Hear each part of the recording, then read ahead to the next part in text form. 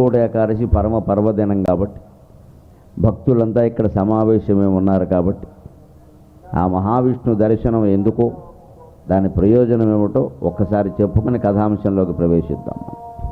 ఎన్నడు నా ఘటులు జరుగు ఎన్నడు కన్నులు వెన్న పూసలం. ఆముక్తమాల్యద కావ్యం చదువుతూ ఉంటే నాకు అందులో ఒక అపూర్వమైన దృశ్యం కనిపించింది, వినిపించింది.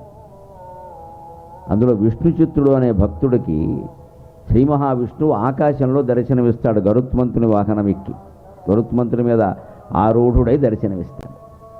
ఆ ఘట్టాన్ని కృష్ణదేవరాయల వారు చాలా మధుర భక్తితో వర్ణిస్తారు. అది చదువుతుంటే నాకు అనిపించి ఈ పద్యం వెళ్ళాను నేను. ఇది ముక్కోటి ఏకాదశి దర్శనాన్ని వర్ణించే పద్యం.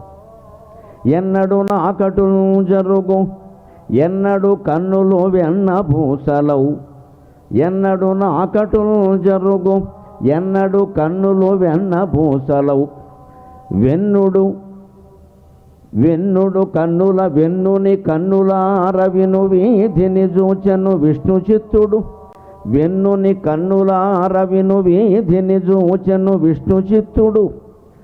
ఆ పుణ్యము నాకు లేదు ఆ పుణ్యము నాకు లేదు అవును బో ఎటులుండును.